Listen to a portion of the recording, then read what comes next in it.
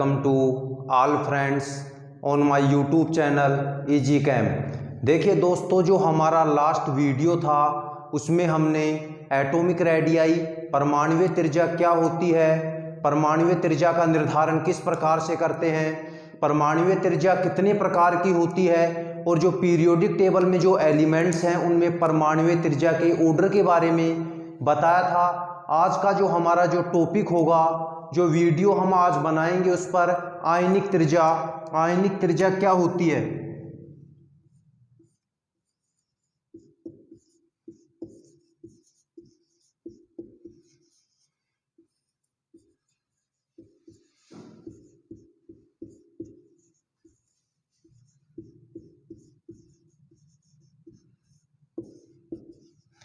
आयनिक त्रिज्या मतलब कि कोई भी जो एलिमेंट्स होता है उस पर कितना चार्ज उपस्थित है, पॉजिटिव नेगेटिव होता है वो उसकी आयन पर मतलब कि कितना चार्ज है वो उसकी आयनिक त्रिज्या होती है। वो दो प्रकार की होती है, एक तो धनायनिक त्रिज्या होती है और एक ऋणायनिक त्रिज्या होती है।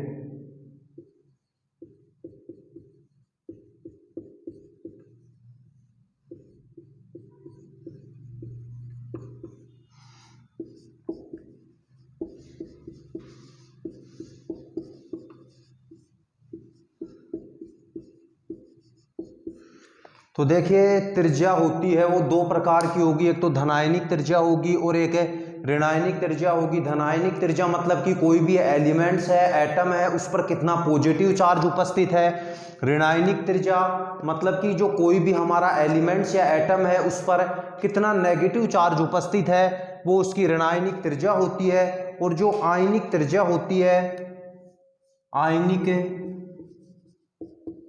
रेडियस होती है,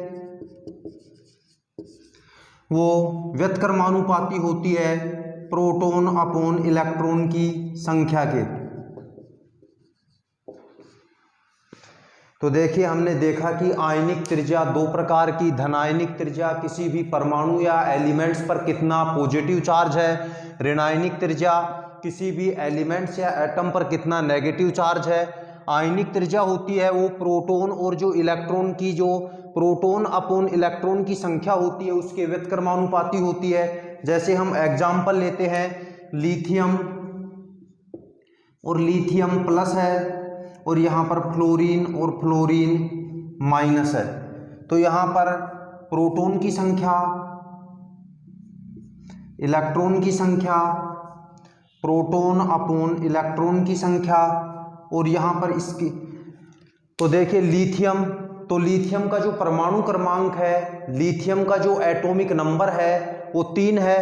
तो जिसका परमाणु क्रमांक जितना होगा, मतलब कि जो परमाणु क्रमांक होता है वो प्रोटॉन की संख्या के बराबर होता है। तो परमाणु क्रमांक लिथियम का 3 है, तो इसमें प्रोटॉन की संख्या 3 हो गई और कोई चार्ज उपस्थित नहीं है लिथियम पर, तो कोई चार्ज नहीं है, तो इलेक्ट्रॉन की संख्या भी 3 होगी।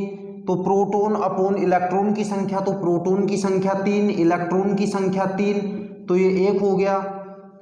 अब जैसे लिथियम प्लस है, तो लिथियम प्लस है तो इसका जो प्रोटॉन की संख्या होती है उस पर चार्ज का कोई मतलब नहीं होता है, यानी कि जो हमारा एटॉमिक नंबर होता है, परमाणु क्रमांक होता है, वो प्रोटॉन की संख्या के बराबर होता है। तो प्रोटॉन की संख्या 3, जितना पॉजिटिव चार्ज है किसी भी एलिमेंट्स या एटम पर, जितना पॉजिटिव चार्ज है उतने ही इलेक्ट्रॉन की संख्या कम होती है। नेगेटिव चार्ज जितना अधिक होगा, प्रोटॉन की, इलेक्ट्रॉन की संख्या उतनी ही अधिक होगी।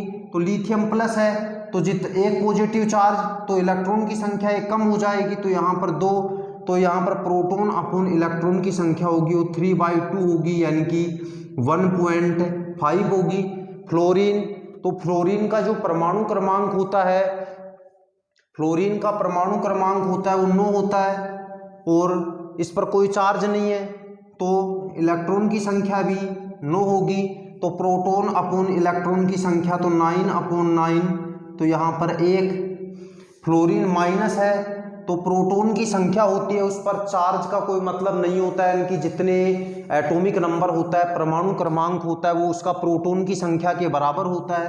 तो यहाँ पर फ्लोरीन का परमाणु क्रमांक 9, तो प्रोटॉन की संख्या 9, नेगेटिव चार्ज है, जितने ज़्यादा नेगेटिव चार्ज होंगे इलेक्ट्रॉन की संख्या उतनी अधिक होगी। तो एक नेगेटिव चार्ज है तो इलेक्ट्रॉन की संख्या होगी वो 10 हो गई।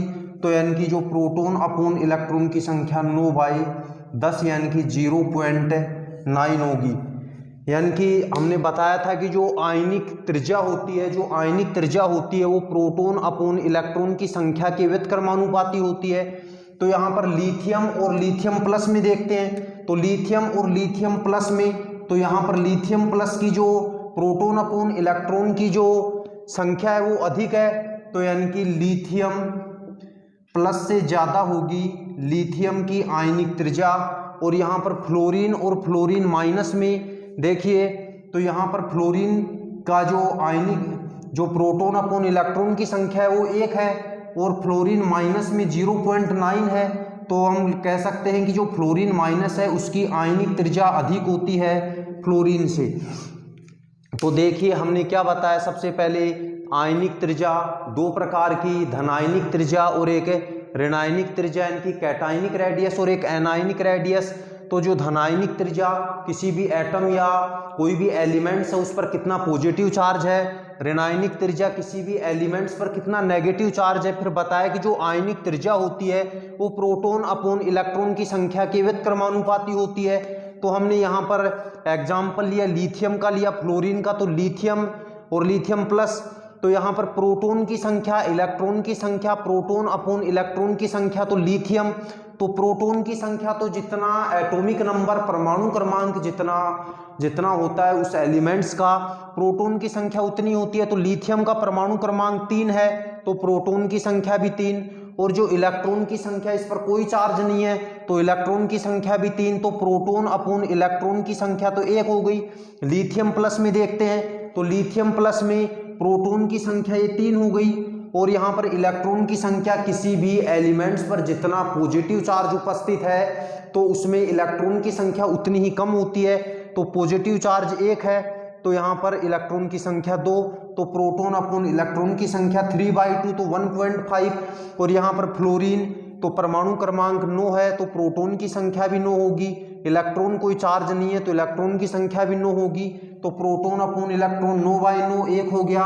और फ्लोरीन माइनस होता है, उसमें प्रोटॉन की संख्या 9, नेगेटिव चार्ज जितने अधिक होंगे इलेक्ट्रॉन की संख्या उतनी अधिक होगी। तो यहाँ पर 10 इलेक्ट्रॉन, 1 नेगेटिव चार्ज है तो इसमें +1 ऐड कर देंगे तो 10 है।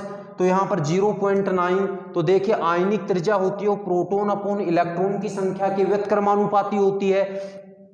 तो यहाँ पर लिथियम में देखते हैं, तो लिथियम में इसकी 1 है प्रोटॉन अपॉन इलेक्ट्रॉन की संख्या और लिथियम प्लस में 1.5 है। तो लिथियम की आयनिक त्रिज्या अधिक होगी लिथियम प्लस से। और यहाँ पर फ्लोरीन और फ्लोरीन माइनस में, तो यहाँ पर फ्लोरीन की जो प्रोटॉन अपॉन इलेक्ट्रॉन की संख्या 1 और फ्लोरीन माइनस में 0.9। तो जो फ्लोरीन माइनस की जो आयनिक त्रिज्या होती है वो फ्लोरीन से अधिक होती है।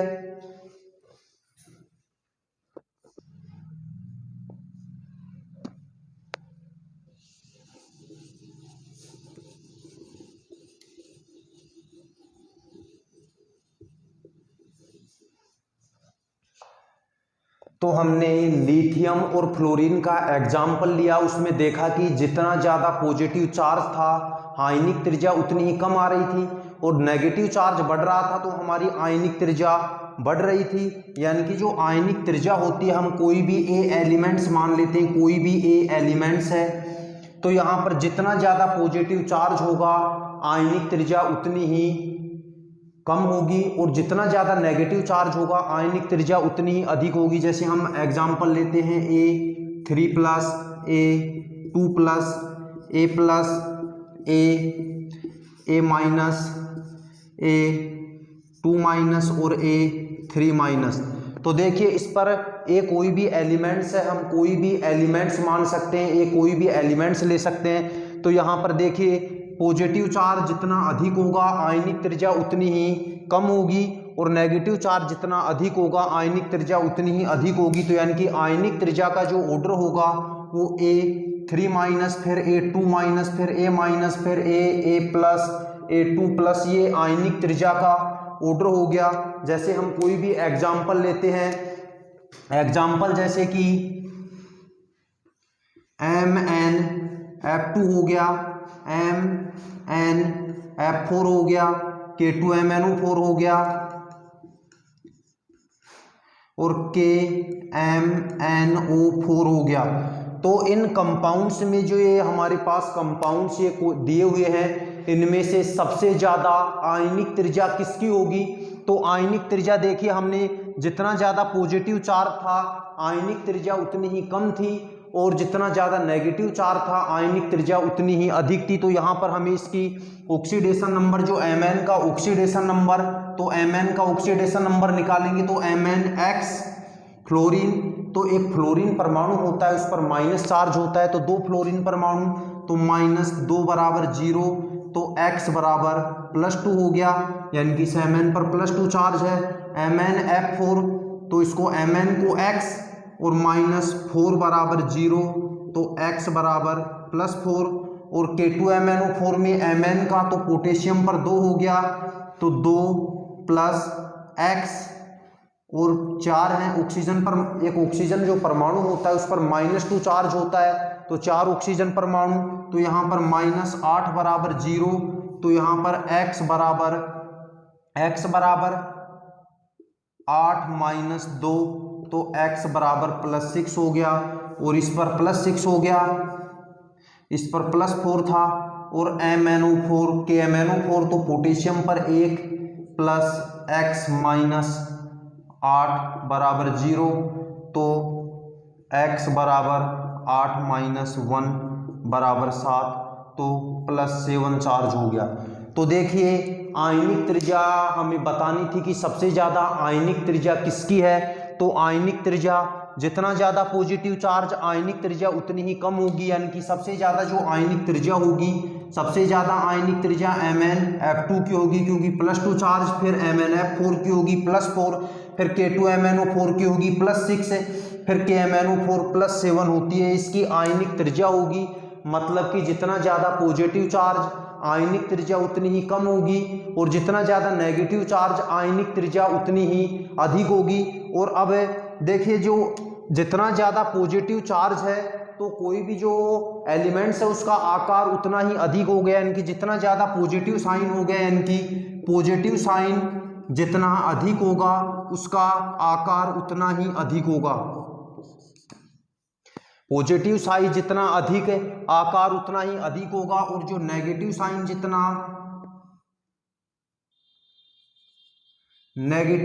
जितना अधिक होगा और जो आकार है वो उतना ही कम होगा।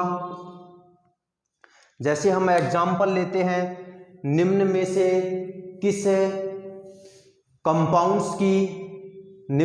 किस कंपाउंड के आकार का सही क्रम नहीं है। जैसे कि हम एग्जाम्पल लेते हैं किस कंपाउंड के आकार का सही क्रम नहीं है, जैसे Pb+2 ज़्यादा है Pb+4 से, Pb+4 ज़्यादा है Pb+2 से, Sn+4 ज़्यादा है Sn+2 से। तो देखिए निम्न में से किस एलिमेंट्स की मतलब कि आकार होता है उसका सही क्रम नहीं है। तो देखिए आकार का मतलब कि सही क्रम नहीं है, तो पॉजिटिव साइन, और यहाँ पर पॉजिटिव तो यहाँ पर +2 छोटा है और +4 बड़ा है, मतलब कि पॉजिटिव चार्ज जितना अधिक होगा आकार उतना ही अधिक होगा। तो देखिए यहाँ पर +2 है और ये +4 है, तो ये हमारा आंसर मतलब कि ये गलत होगा। और यहाँ पर पॉजिटिव साइन बड़ा है तो इसकी आकार भी बड़ा होगा और इसका भी बड़ा होगा।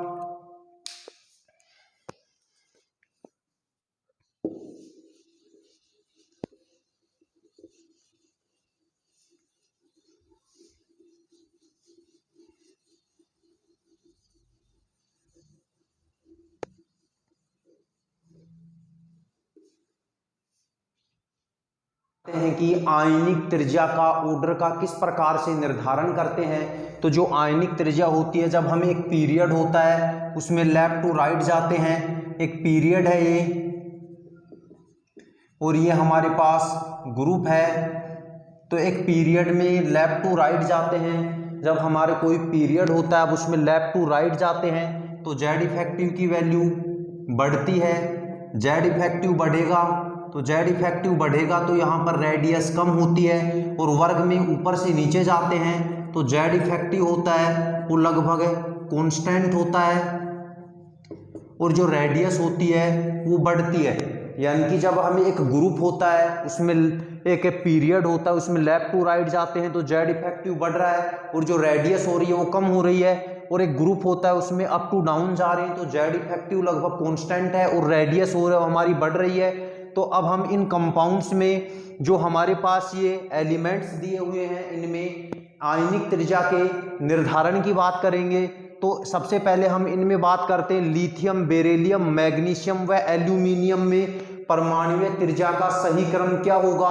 तो देखिए परमाणुीय त्रिज्या, तो ये एस ब्लॉक के एलिमेंट्स हैं, तो एस ब्लॉक में हमारे पास था लिथियम था, सोडियम था, पोटेशियम, रुबेडियम, सीजियम, और सेकंड ए ग्रुप एस ब्लॉक का बेरिलियम था, मैग्नीशियम था, कैल्शियम था, स्ट्रांशियम था और फ्रांसियम था।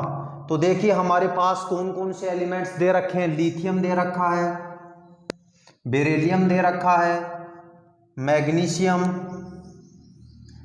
और एल्यूमिनियम जो कि बोरोन फैमिली से है, बोरोन, एल्यूमिनियम, गैलियम, इंडियम और थैलियम। तो हमारे पास ये एल्यूमिनियम दे रखा है। तो देखिए ये हमारे पास ग्रुप हो गया, पीरियड हो गया और ये ग्रुप हो गया।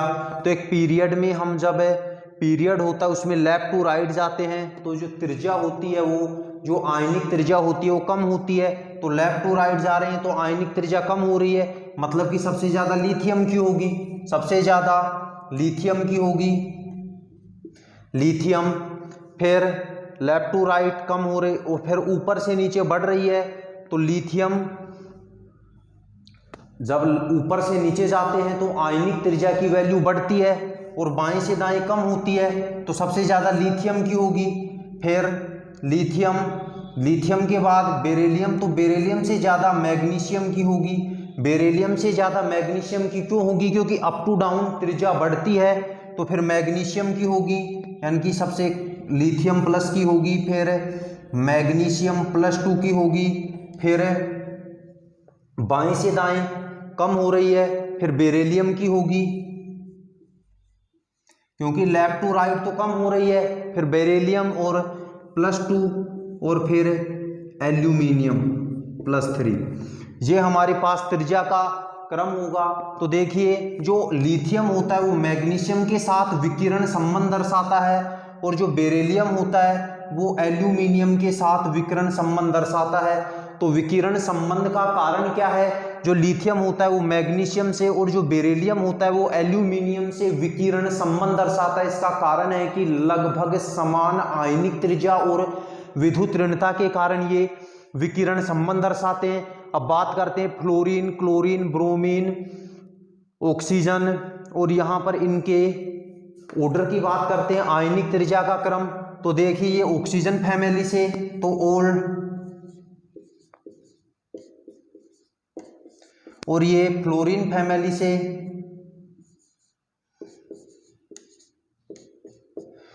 तो देखिए ऑक्सीजन है हमारे पास, एक तो ऑक्सीजन है,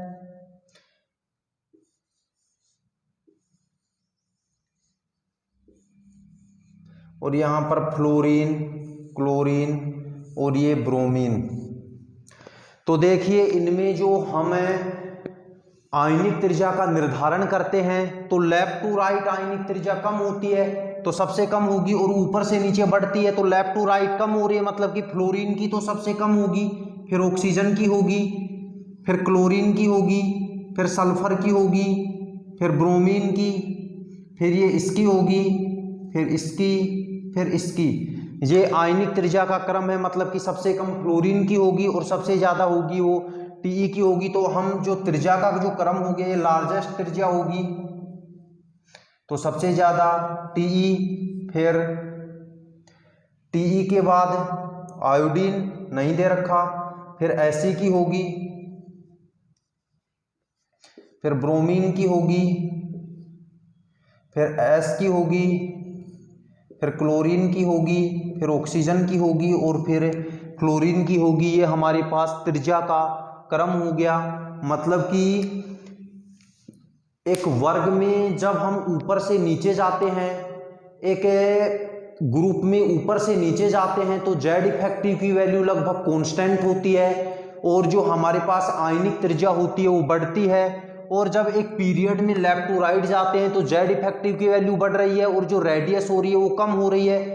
तो इसी आधार पर हमें आयनिक त्रिज्या की गणना कर सकते हैं। तो हमने इस वीडियो में बताया कि जो हमारे पास आयनिक त्रिज्या होती है वो क्या होती है। दो प्रकार की, धनायनिक त्रिज्या, ऋणायनिक त्रिज्या। मतलब कि जितना ज़्यादा पॉजिटिव चार्ज धनायनिक और जितना ज़्यादा नेगेटिव चार्ज हो उसकी ऋणायनिक त्रिज्या होगी।